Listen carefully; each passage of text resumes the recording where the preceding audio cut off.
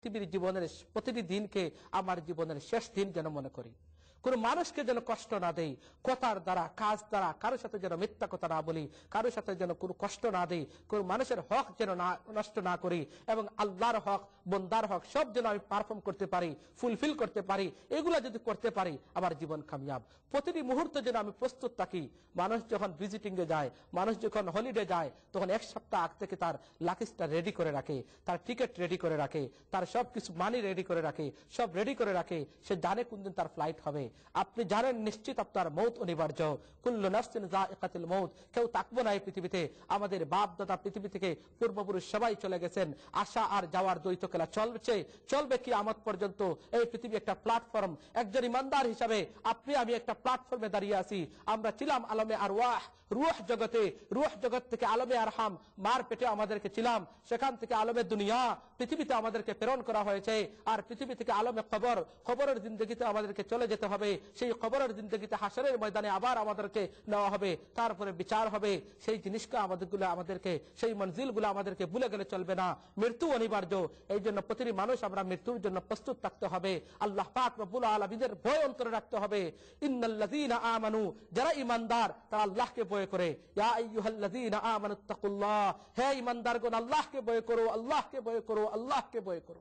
বারবার কোরআনে বলা হয়েছে কিভাবে ভয় করতে হবে।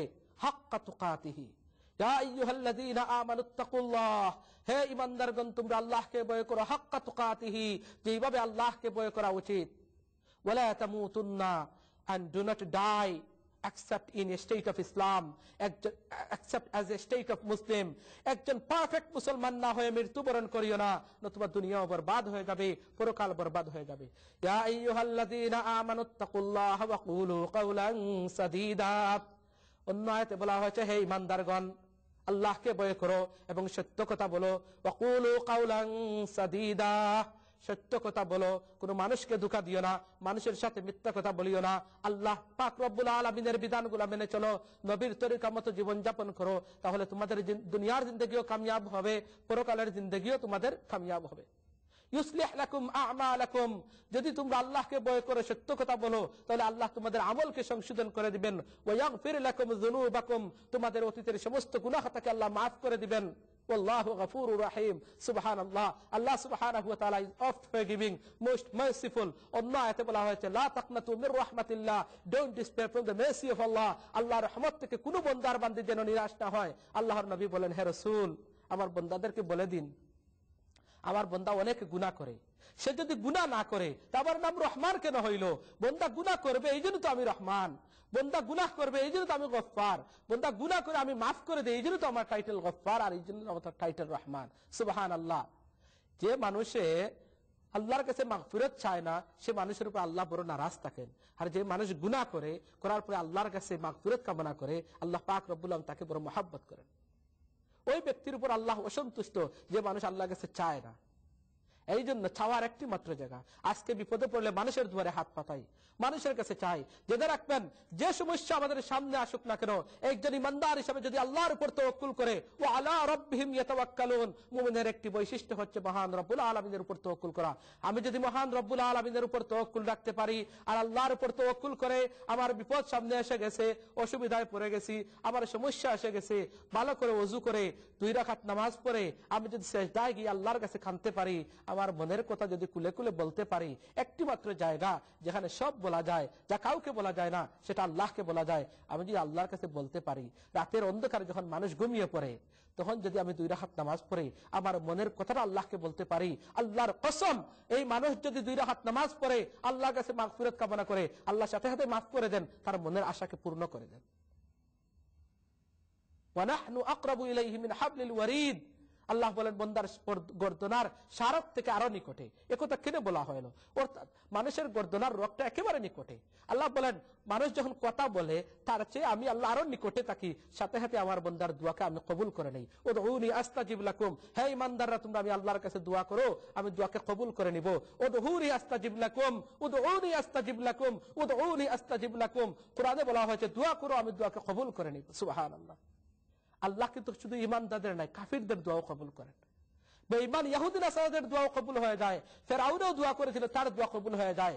যদি আল্লাহ ফেরাউনের দোয়া কবুল করেন, আল্লাহ যদি ইহুদিদের দোয়াও কবুল করেন, নমরুদের দোয়াও কবুল করেন, অন্যান্য বিধর্মীদের দোয়াও কবুল করেন, আমি একজন মুসলমান যে আমি সাক্ষী দিয়েছি লা ইলাহা ইল্লাল্লাহ, আল্লাহ কেন আমার দোয়া কবুল করবেন? আল্লাহ গ্যারান্টি দিয়ে বলতেছেন, হে ইমানদাররা আমার কাছে চাও, আমি তোমার দোয়াকে কবুল করব, তোমার দোয়াকে কবুল করব। একটি ঘটনা বলতেছি। এক ব্যক্তি সারা জিন্দগি বুতের পূজা করতেছে, বুতের সনম অর্থাৎ বুতের পূজা করতেছে। যখন বিপদে পড়ে বুতের সামনে যায়, যে গিয়া খাদে আর বলে ইয়া সনম ইয়া সনম ইয়া সনম ইয়া সনম ইয়া সনম, বুতের নাম ধরে আর 1000 বার করে বুতকে ডাকে আর তার মনের কথা বলে। এইভাবে তার সারা জিন্দগি বুতের পূজা করতেছে। হঠাৎ একদিন বিপদে পড়েছে আর বেহুশ হয়ে তার দেবতার সামনে গেছে আর গিয়া বলতেছে ইয়া সনম ইয়া সনম ইয়া সনম। হঠাৎ তার মন থেকে বেরিয়ে এসেছে ইয়া সামাদ, অর্থাৎ সে সনম বলতে বলতে বলতে বলতে হঠাৎ তার মুখ থেকে বেরিয়ে এসেছে, মনের অজান্তে তার মুখ থেকে বেরিয়ে এসে গেছে ইয়া সামাদ, অর্থাৎ কুল হু আল্লাহু আহাদ আল্লাহুস সামাদ। সুবহানাল্লাহ, আল্লাহর একটি নাম হচ্ছে সামাদ। যখন ওই লোকটা বলছে ইয়া সামাদ, মহান রব্বুল আলামিনের রহমতের জরিয়ায় জুস মেরে দিয়েছে। আল্লাহ বলেন ফেরেশতারা দেখো আজকে আমার বান্দা কি চায়। ফেরেশতারা বললেন আল্লাহ আপনার বান্দা তো আপনাকে ডাকে নাই, আপনার বান্দা তো সনম বুতকে ডাকতেছিল আর হঠাৎ করে বলে দিয়েছে। আল্লাহ বলেন না, আমার বান্দা সারাটা জীবন বুতকে ডেকেছে, সেই সনম তাকে জবাব দেয় নাই, আর যদিও বলে আমাকে ডাক দিয়েছে, আমি আল্লাহ তো সেই বুতের মতো নয়। আমি আল্লাহকে যখন ডাক দিয়েছে, আমি আল্লাহ সামাদ, বলহু আল্লাহু আহাদ আল্লাহুস সামাদ লাম ইয়ালিদ ওয়া লাম ইউলাদ ওয়া লাম ইয়াকুল লাহু কুফুয়ান আহাদ। সুবহানাল্লাহ। আল্লাহ বলেন আমার বান্দা কি চায়, আমি তার দোয়াকে কবুল করতে চাই, বলো আমার বান্দা কি চায়।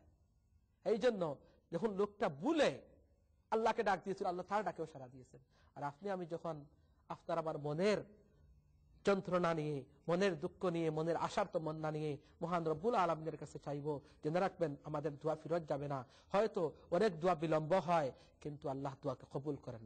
অনেকটার বিনিময় দুনিয়াতে দিয়ে দেওয়া হয়, অনেকটা আখিরাতে সওয়াব হিসাবে জমা রাখা হয়।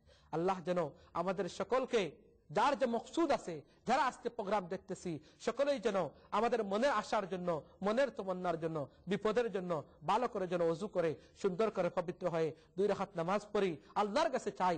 দেখবেন আল্লাহ মনে শান্তি দান করবেন, আমাদের মনের শান্তি দূর হয়ে যাবে, বিপদ দূর হয়ে যাবে। আল্লাহ আমাদেরকে কামিয়াবি দান করবেন, দুনিয়াতেও কামিয়াবি দান করবেন, আখিরাতেও কামিয়াবি দান করবেন।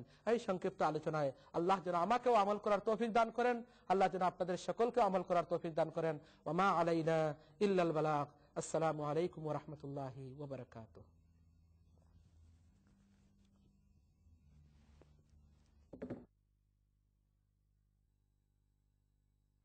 আলহামদুলিল্লাহি ওয়া কাফা ওয়া সালামুন আলা ইবাদিহিল্লাযীনা ইসতাফা।